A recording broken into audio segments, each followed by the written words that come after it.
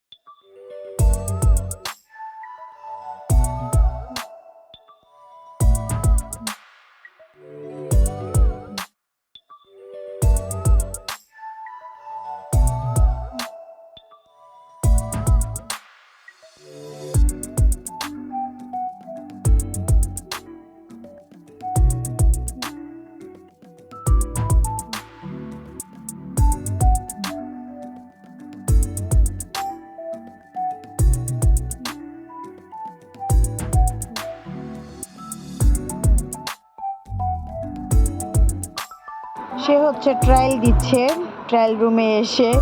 আল্লাহ জানে তার এটা এত ভালো লেগেছে কেন। যাই হোক, ওর খুশিতেই আমার খুশি। আর সে কয়েকদিন যাবৎ বলছিল আম্মু শপিংয়ে যাবা না, আমি কিন্তু যাব। তাই নিজের উপরই ডিপেন্ড করে আর এবারে শপিং করবে সে, এটাই সে ভেবেছিল, এবং আমিও তাই করেছি।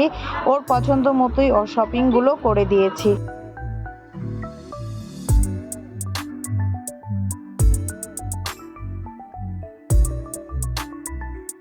চলে আসলাম বাটাতে। এবার বাটা থেকে জুতাগুলো নেওয়া হবে, দেখি কার জন্য কোনটা ভালো লাগে।